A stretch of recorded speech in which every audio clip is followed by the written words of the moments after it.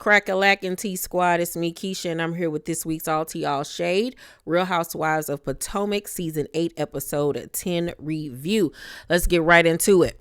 Kicking things off, we see Juan and Roberto go to like a physical therapy class with the Menendez twins because they needed stretching because of all of the injuries they've had playing sports. While there, Candiace texts Robyn about her Mother's Day event that she's having and invites her and her mom. But Robyn ain't really feeling it. She thought that after the trip to Houston or wherever they went, that she would have gotten it through her head that at this point we're just co-workers. Okay. She doesn't really want to have anything to do with Candiace anymore. So we then see her and Juan on the tables getting massaged and stretched out. And she's trying to have this moment where she's like, you know, before you go back to work and find a job, I want us to spend as much time together as possible. But lo and behold, he's not even listening to her because he's asleep. Once again, this man will always find a way to embarrass her and make her look like the grown man fool she is. It just will never cease to amaze me. So it's the day of the event, and I loved everything about what Karen wore. That dress was just so pretty and whimsical and fairy tale-ish. Oh, she looked like a pretty princess. I lived. And I gotta give it to Candiace. This is one of the best events that has ever been thrown on Potomac. You can tell she spent a coin. She put a lot of thought and effort into it. The decor was beautiful. The location was beautiful. I like that they had it at a perfumery called Parfum de Marley.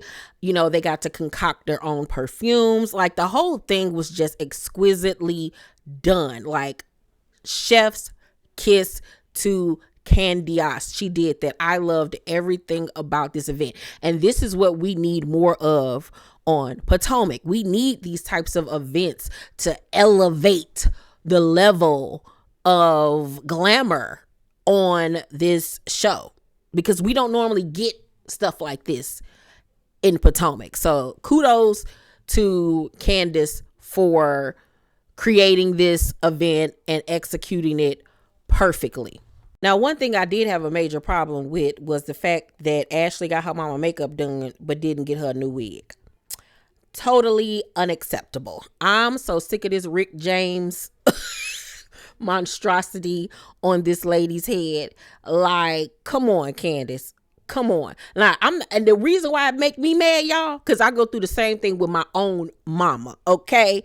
My mama got this wig that's literally the same color, and she likes to put rollers in it, y'all, with grease. Blue magic grease. No lie. No lie. And she like to let the little rollers sit in there for days on end. So then when she do pull them out, them curls be so tight. She be trying to recreate Oprah Winfrey look from back in the day when she used to have her hair real curly on the Oprah Winfrey show. Girl, she ain't let that hairstyle go since then, child. So guess what she got for Christmas this year? 4 new wigs. Will I ever see them on her head? Probably not. But at least I care enough, because you got to represent me when I'm out here in these streets, okay?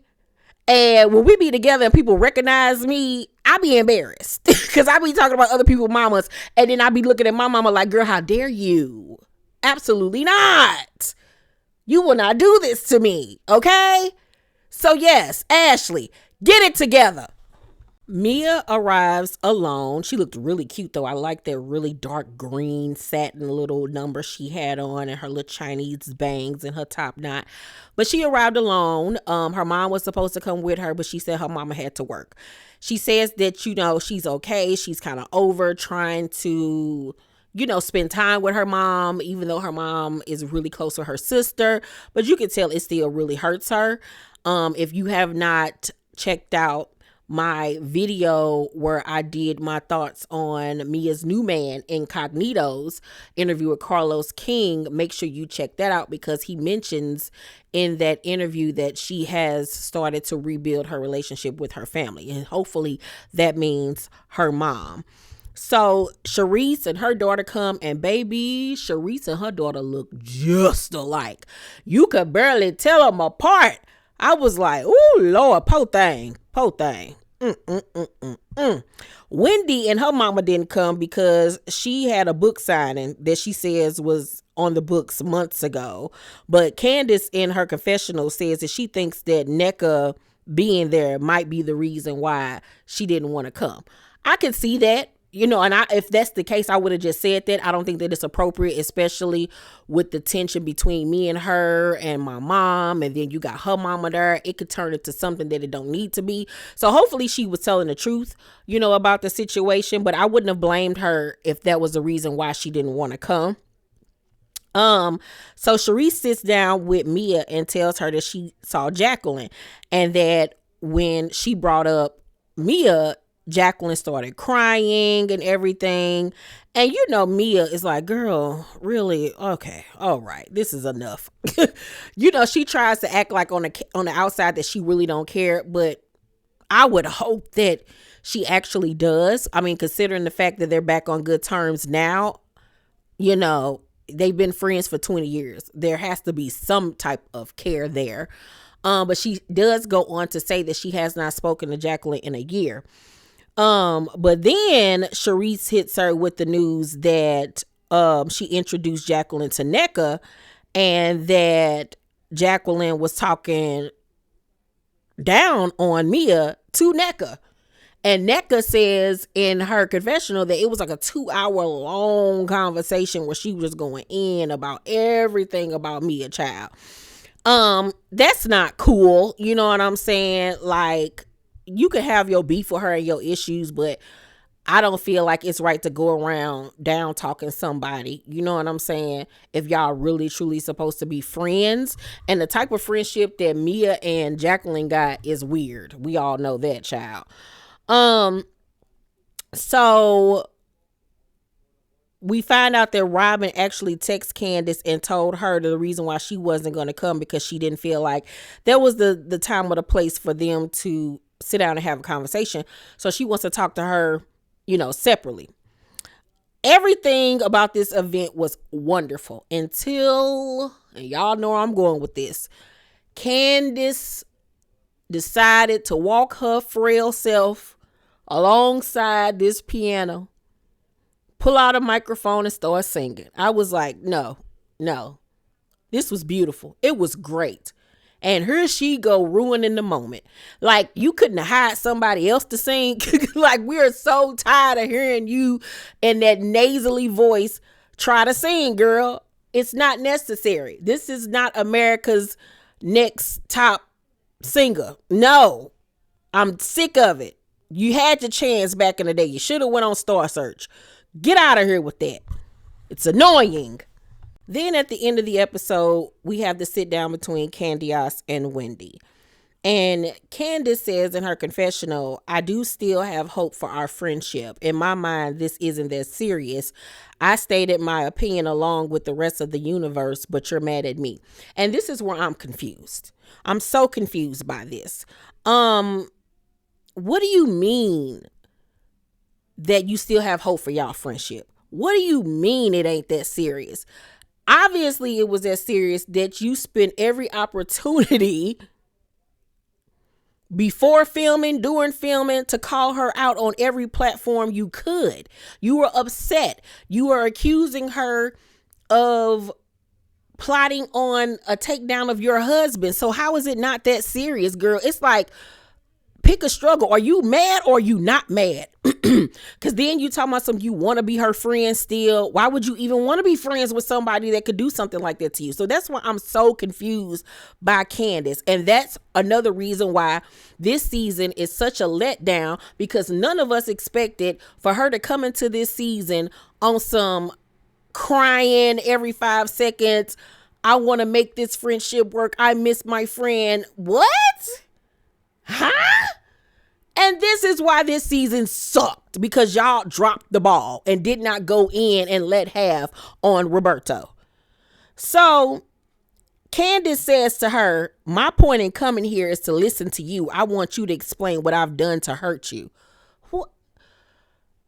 You know what? At first I was geared to read all of this out loud, the whole conversation, but I'm not even geared to waste my breath because it's only going to piss me off. The fact that she even went into this conversation with this type of trying to care and understand where Robyn is coming from is beyond me. Beyond me. Because the one thing that I can respect that Robyn said is like, I feel like it should be pretty self-explanatory. You trashed me on social media, print media, and television media, and spread so-called lies. As soon as you took it to Twitter and gave your commentary on what was going on in my life, I said, oh, the friendship is done. And I agree. Like, it ain't no talking at this point. We don't need to be friends. And then I didn't agree with Robyn saying I'm not throwing my husband under the bus for anyone's entertainment. It's not about anyone's entertainment. It's about the fact that you signed up for a reality show to show your reality, ma'am. Okay? So you're getting paid hundreds of thousands of dollars to spill the tea on your life, Miss Mama. And if you're not willing to do that, then you need to exit stage left. And hopefully you will be gone after this season. Now that you said, and you even said in this scene, and I wouldn't do anything differently. So you need to go. And Robyn also said that her biggest issue with Candiace is the fact that she was spreading this narrative that her, Gizelle, and Ashley were in cahoots on a cover up for Juan and deliberately plotted on Chris. And Candiace was like, it was very uncharacteristic of you to go against your friend and come to the defense of Chris and me. I think you knew what Gizelle was planning to do. Absolutely she knew. Absolutely she knew. And even if she didn't know, the fact that you took it there is disgusting. And Robyn told me some no. And do you know how disgusting that is? And Candiace was like, it's disgusting that you're friends with someone who does this for lunch and then goes to sleep. Birds of a feather flock together. So this is my problem with Candiace. If you feel this way, why are you hooping and hollering and crying and sniffing and sneezing and pulling out your little triangle napkins behind somebody that you feel would do something like that, or even still be friends with somebody like that? Why do you care? And this is why this season sucks. And going into season 9, there needs to be a cash shakeup and some maneuvering around, because this is absolutely stupid. This is a bunch of malarkey at this point. You're dumb. Roberto's dumb. Gizelle is ignorant. Ashley is a Tweety bird. Charisse is a football player, a quarterback. Karen is just the grand dame, period, but I'm mad at her too because she ain't go in as much as she should have. Wendy just over there in the corner trying to be the next goddamn Arsenio Hall. NECA is just there. Why? I don't even understand. We still ain't even got but 2 scenes with the Carry-On girl. This season is just a letdown. It really honestly is. It really honestly is. They dropped the ball. This could have been one of their biggest seasons yet, and they did not come through like they should have. It's ridiculous. It's stupid. I'm going to give this week's episode of Potomac, and the only reason I'm going to give it this is because of Candiace's event that was its saving grace, because it was beautifully done. But I'm going to give this week's episode a D, because other than that, this episode sucked. It really wasn't a lot going on.